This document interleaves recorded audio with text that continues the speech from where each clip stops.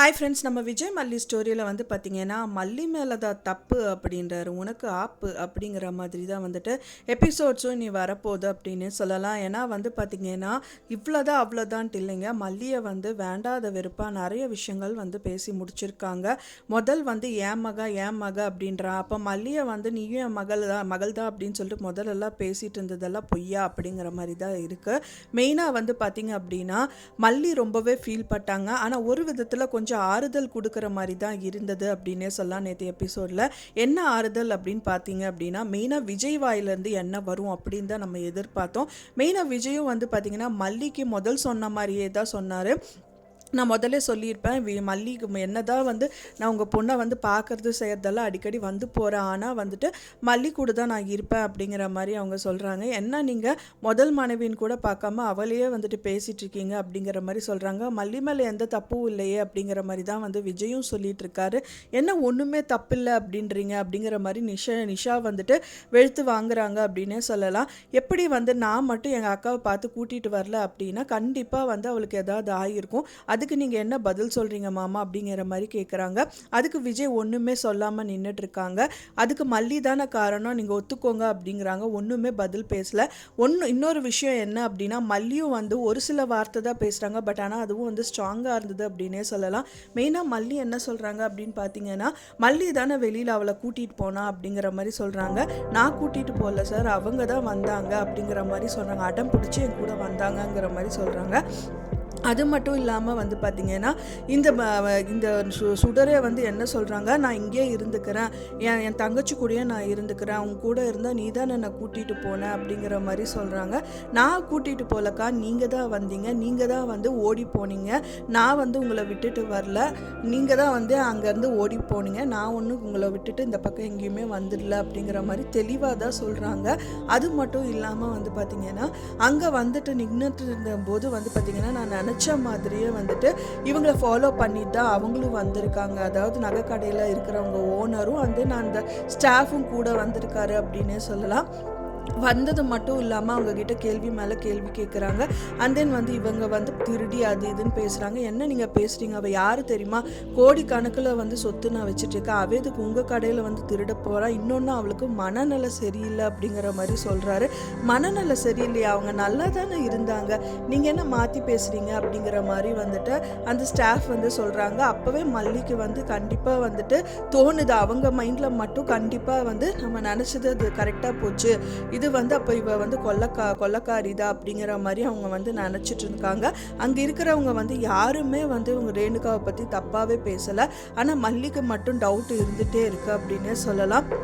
So மல்லியை மூஞ்சியை வந்து அந்த டயத்தில் பார்த்துருந்தோம் அப்படின்னா இந்த விஷயங்கள் நம்மளே பார்த்துருக்கலாம் அப்படின்னே சொல்லலாம். அது மட்டும் இல்லாமல் வந்து பார்த்திங்கன்னா நீ என்னையா பேசிகிட்டு இருக்க, உனக்கு என்ன இப்போ அது எவ்வளோ வரும் அப்படின்னு சொல்லி கேட்குறாங்க. அது 10 லட்சத்துக்கு மேலேயே வரும் சார் நகை, அதை தான் எடுத்துகிட்டு போயிட்டாங்க அப்படிங்கிற மாதிரி சொல்கிறாங்க. அவள் மனநலம் சரியில்லாமல் இருக்கா, ஸோ அவளை போய் எடுத்துகிட்டு போகிறேன்னு சொல்கிறீங்க.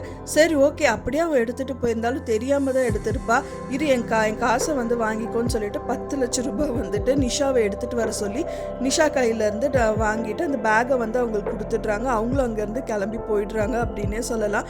நான் நினச்சது என்னன்னு பார்த்தீங்க அப்படின்னா ஏதாவது ஒரு சிசிடிவி கேமரா இருக்கும், ஸோ அதை வச்சு காமிச்சு பாருங்க அப்படின்னு சொல்லி இந்த கதிரேஷனை வந்து நம்ப வைப்பாங்க அப்படின்னு சொல்லி பார்த்தாலும் அப்படியே எடுத்ததாகவே இருந்தாலும் பிந்தாங்க வச்சுக்கோங்க அப்படின்னு சொல்லி கொடுக்கும்போது அந்த கேமராவே சிசிடிவி கேமராவோட ஃபுட்டேஜே கொடுத்து காமிச்சா கூட கண்டிப்பாக கதிரேஷன் வந்து நம்ப போகிறதில்ல. என்ன ஒரே ஒரு உங்களோட ப்ளஸ் பாயிண்ட் அப்படின்னு பார்த்தீங்க அப்படின்னா உங்களுக்கு பைத்தியம் பிடிச்சிருக்கு அப்படிங்கிற ஒரு விஷயத்த வச்சே தான் இவங்க அடிச்சுட்டே இருக்காங்க. ஸோ இதனாலேயே எல்லா விஷயத்துலையும் இவங்க வந்து தப்பிச்சுட்டு எல்லாரையும் மாட்டி வச்சுட்ருக்காங்க. மெயினாக இதில் அடிபடுறது என்னன்னு யாருன்னு பார்த்தீங்கன்னா மல்லி மட்டும்தான் திரும்ப திரும்ப திரும்ப அடிபட்டுட்டே இருக்காங்க. ஃபைனலாக வந்து விஜய் வந்து நான் வரமாட்டேன், நான் இங்கேருந்து கிளம்புறேன்னு சொல்லிட்டு மல்லியை கூப்பிட்டுட்டு கிளம்பும் போது இல்லை மாப்பிள்ளை நீங்கள் கண்டிப்பாக இங்கே இருந்து தான் ஆகணும், என் பொண்ணுக்காக நீங்கள் இங்கே இருந்து தான் ஆகணும்னு கையெடுத்து கும்பிடுறாரு. ஸோ இதுக்கப்புறம் என்ன பண்ணுறதுன்னு தெரியாமல் நின்றுட்டு இருக்கும்போது மல்லியை இந்த சுச்சுவேஷன் புரிஞ்சுட்டு அங்கேருந்து கிளம்பி வந்துடுறாங்க. வர்றது மட்டுமா வந்துட்டு ஃபீல் பண்ணிட்டு தான் இருக்காங்க. ஸோ இந்த சுடர் வந்து இந்த மாதிரி ஒரு ட்விஸ்ட்டு கொடுப்பாங்க அப்படின்னு யாருமே எதிர்பார்க்கல. முதல் வந்து இந்த சுடரை வந்து நான் வச்சுக்கவே மாட்டேன்னு சொன்ன நிஷா எங்கே, மல்லி என்ன இருந்தாலும் பரவாயில்ல நான் பார்த்துக்கிறேன்னு சொல்கிறாங்க, மல்லி எங்கே அப்படிங்கிற மாதிரி தான் கேட்க தோணுது. ஏன்னா நிஷாவை பொறுத்த வரைக்கும் பார்த்திங்கன்னா சொந்த அக்காவை கூட வச்சு பார்த்துக்க முடியாமல் தான், நான் பார்த்துக்க மாட்டேன்ப்பா, ஆயா வேலையெல்லாம் நான் பண்ண மாட்டேன், அவள் வந்து காசுக்கு வேலை பார்க்குறவ அவள் வேணா பண்ணிட்டு போட்டுன்னு சொன்ன நிஷா வந்து இப்போ நான் வந்து என் அக்காவை பார்த்துக்கிறேன் அப்படிங்கிற மாதிரி சொல்கிறது எப்படி அப்படின்னு ஒன்றுமே புரியல. முதல் வந்து இவங்களை பார்த்துக்கவே மாட்டான்னு சொன்னதுனால தான் இப்போ கதிரேஷன் வந்து மல்லி வீட்டுக்கு கூட்டிகிட்டு போனாங்க. ஒரு சின்ன பிரச்சனை நடந்துருச்சு அப்படிங்கறக்காக டோட்டலாகவே மல்லியோட லைஃப்பை ஸ்பாயில் பண்ணணுன்னே இவங்க முடிவு பண்ணிட்டாங்க அப்படின்னே சொல்லலாம்.